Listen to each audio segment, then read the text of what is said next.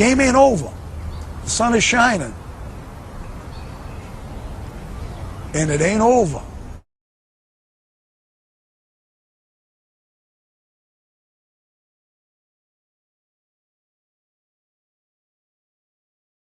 You wanted the best, you got the best from scenic Long Island, New York, at our home studio.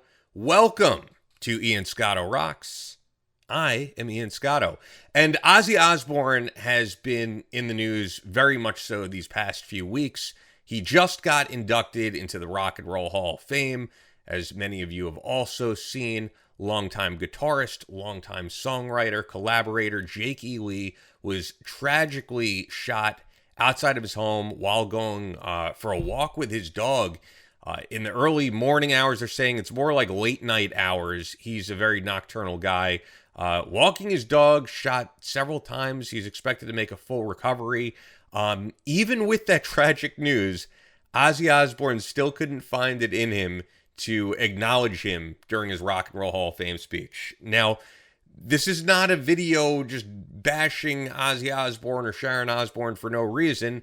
I am absolutely an Ozzy Osbourne fan, but man, the lack of respect that these guys have gotten that have been longtime collaborators, longtime songwriters for the band, and essential in really the whole launch of Ozzy Osbourne's career as Ozzy Osbourne is just mind-blowing to me. So let's get into it. Sharon Osbourne, okay, who I consider the puppet master, Sharon Osbourne is the worst.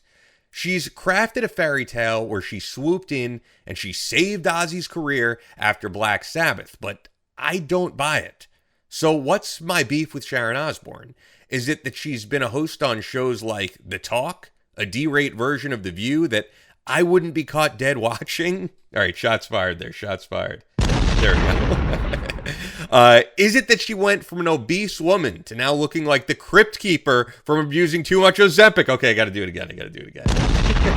Or is it just that I'm an Insane Clown Posse fan who sides with them in their beef with the Yoko Ono of hard rock and heavy metal? I couldn't resist it there. Now, if you don't know the origin story of that one real quick, she was managing Coal Chamber at the time, who didn't really go over well with ICP's crowd while touring the Amazing Jekyll Brothers album, and got swiftly booted from the tour. They fought over what went down live on the Howard Stern show, where Sharon Osbourne said the group's star was fading, betting $50,000 that their next album, ICP's next album, wouldn't sell more than 200,000 copies. Violent J of ICP upped the bet, saying they'd sell 500,000 copies, and the following year they'd release Bizarre Bizarre, a series of 2 albums put out separately, which sold a combined 400,000 units, therefore exceeding Sharon's expectations, but selling just short of Violent J's. So, who won the bet? I'll let you be the judge of that one. I believe no one paid up, actually.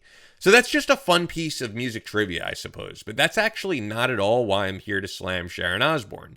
And I'll put all the personal insults aside after that opening. But plain and simple, as I said, I'm an Ozzy Osbourne fan. And to me, being a fan of the music of Ozzy Osbourne means being a fan of all the members that had a part in making these amazing songs in the catalog. Zakk Wylde, Jake E. Lee, Bob Daisley, Lee Kerslake, and of course, who could forget Randy Rhoads, who was mentioned in that Rock and Roll Hall of Fame acceptance speech, but Randy Rhoads is no longer with us, just like Lee Kerslake, actually. So Ozzy Osbourne exited Sabbath in 1979 to embark on what many would erroneously call a solo career, but it really wasn't a solo career. Yes, it was his name on the albums, but those albums were as much a group effort as any other band. So if I go here to my iPad and we're looking at the Blizzard of Oz album, for example, and you look at the songwriting credits, we're going to scroll down here. All songs written by Ozzy Osbourne, Randy Rhoads, and Bob Daisley, except where noted. You have an instrumental written by Randy Rhoads. You have a song that Lee Kerslake, the drummer, was a part of, No Bone Movies, great song. So, Ozzy Osbourne is not this solo artist who just did everything by himself. If you're a fan of Black Sabbath and you know the history there, Geezer Butler wrote pretty much all the lyrics. I could be wrong on this, but I believe Tony Iommi solely wrote most of the music. There may have been other guys involved, but Ozzy was not a main songwriter or main music writer. That's not what he did. He was the voice. He sang those songs. So he needed the help of some really great musicians to embark on a career after Sabbath. And that's why you see those songwriting credits. Okay, so why are these songwriting credits so important, other than for the writer to be able to tell people they were credited with writing certain songs? So if you're not familiar, when records sell, the writers of those songs get a certain percentage of the royalties that the people who simply played on those songs are not entitled to. So like, for example, anytime Crazy Train was played on the Osbournes, or was put on some compilation, or another artist covered it for their album, Ozzy Osbourne, Bob Daisley, and the estate of Randy Rhoads gets a chunk of that money generated thanks to a 1986 lawsuit by Bob Daisley and Lee Kerslake, I should add. So Bob Daisley, original bassist, and Lee Kerslake were originally not credited for certain songs. They had to sue in order to get that credit. And I'm on the iPad right now because I want to show you something. So you look at Diary of a Madman, for example, and once again, all songs by Ozzy Osbourne, Randy Rhoads, and Lee Kerslake, except where noted.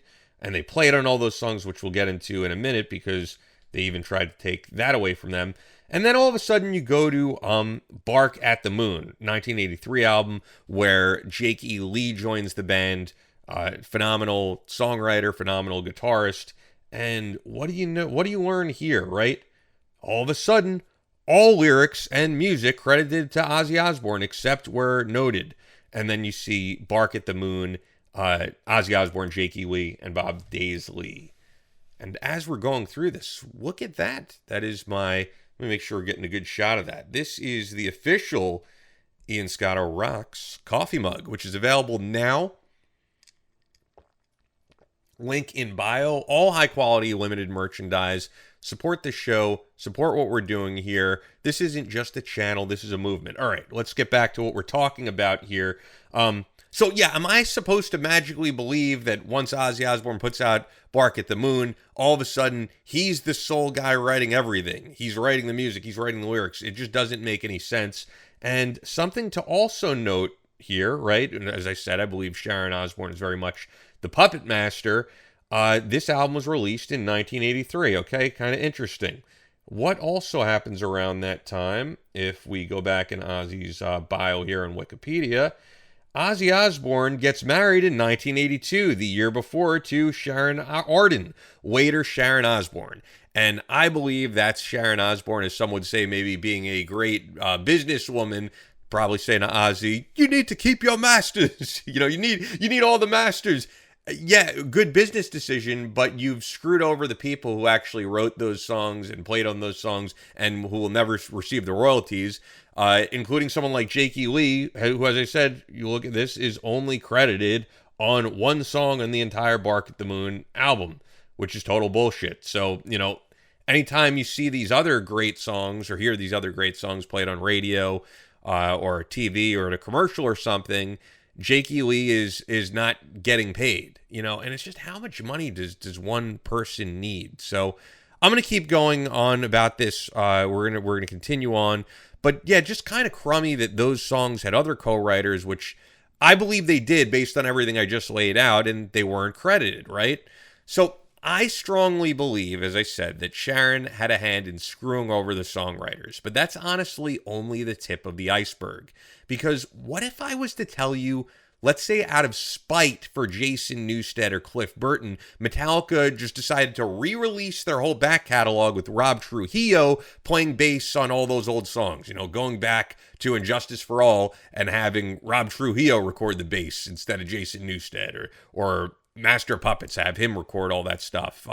You'd probably be pretty pissed, right? So what if, furthermore, they didn't even disclose that they did this? They just put out the albums, remastered, said they were remastered, no warning to people that they re-recorded the albums, and the fans have no way of knowing this. That'd be blasphemous, right? Well, that's actually precisely what Ozzy Osbourne did, and with Rob Trujillo, strangely enough. So back in 2002, Epic Records was preparing to re-release Ozzy Osbourne's classic first two albums, Blizzard of Oz and Diary of a Madman. According to Sharon Osbourne, due to Bob Daisley and Lee Kerslake's, quote, abusive behavior ensuing them, her husband wanted to take their parts off the records and give them a, quote, fresh new sound. Ozzy, however, in 2009, in his own autobiography, said that this was not at all the case and that Sharon had just snapped and made this decision without his own knowledge. Yeah, that's actually the version that sounds far more likely to me.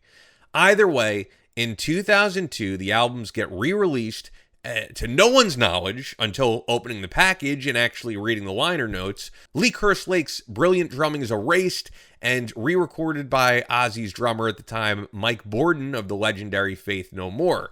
Bob Daisley's parts are re-recorded by, I said it earlier, Rob Trujillo, only 1 year prior to joining Metallica. Hey, I wonder what he thought of this whole ordeal, re-recording those parts, by the way. I've actually never heard him comment on any of this. So fans were pissed. Shit, I was one of them. I bought the 2002 reissue of Blizzard of Oz, and 16-year-old me had no idea about any of this. I feel like I still have some PTSD, dare I to say, when I see new reissues of Ozzy Osbourne material because of this. I'm just like, am I getting the original songs recorded by Lee Kerslake and Bob Daisley and Randy Rhoads, or am I getting some re-recorded version because Sharon Osbourne didn't want to put the original musicians on? I think they've cleared this up by now, but I still think about it when I see reissues on vinyl and all that. And truthfully, it makes me never want to buy those reissues unless I can confirm that it's the original recordings, because to the naked ear, it's very hard to tell. They eventually put a sticker on the cover to let people know that Rob and Mike re-recorded the parts on these classic albums that should have never been retouched. But I can tell you, back when I bought that album, there was no sticker stating any of this. So imagine how those guys felt. First being denied writing credits for songs they worked so hard on, and then their own playing being denied to a new generation of fans discovering these great albums. In 2018, the great Lee Kerslake revealed that he was battling prostate cancer and shared an absolutely heartbreaking comment with the Metal Voice stating, and I'm quoting here, "I've written to Sharon and Ozzy recently, a personal letter basically asking them to kindly send me platinum album certifications for Blizzard of Oz or Diary of a Madman to hang on my wall before I die. It's on my bucket list. I really wrote a nice letter to them, and I hope they will come to terms with it and say yes. I went belly up bankrupt when I lost the case to Sharon and Ozzy Osbourne in the courts, so that's seems to be some separate lawsuit. It cost me hundreds of thousands, and I had to sell the house and then started to get ill. I never managed to get back up, but a platinum certification on my wall for these albums would be fantastic, and it would say I helped create those albums." This is just mind-blowing. This guy who contributed so much is dying of cancer. He's completely bankrupt, and at the time, you can't, in the very least, give him some platinum plaques to hang on his wall. It's insane to me. Well, Lee Kerslake did eventually get his wish, and in 2019, after a lot of outcry from fans, he was presented with platinum records by Osbourne for his work on both Blizzard of Oz and Diary of a Madman. Lee Kerslake passed away on September 19th of 2020. Man, what an awful situation. And then I just feel like with the recent Rock and Roll Hall of Fame induction, I know he only thanked two people. He thanked Sharon Osbourne, of course, his wife, and he thanked Randy Rhoads, who's no longer with us. I do feel like it's Sharon Osbourne saying don't acknowledge those guys. I don't think he has the same beef with them that she does. And just give some acknowledgement to these few people. Say thank you, Bob Daisley, Lee Kerslake, and Jake E. Lee. And you know what? Give Jake E. Lee back all his songwriting credits. The guy is going through the most tragic of situations right now as he's recovering in the hospital from a random shooting. Help the man. And then on top of this, I think I pulled this up here on my, yes, I did, on my iPad here. If we scroll down, Ozzy just recently did this signing in Burbank, California. As you can see, photos. Ozzy Osbourne and family appear at Son of Monsterpalooza horror film convention in Burbank. So, you know, they're probably, this happened by the time you see this video, but they probably present this as, oh, here's your chance to give back to the fans and get a picture. And this is a family that's made millions upon millions. And then you scroll down, right?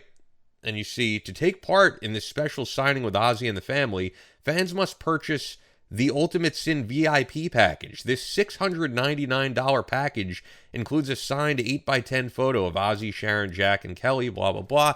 And it's just like, man, how much do you want to fleece the fans for? I am not against bands that do these paid signings, paid meet and greets.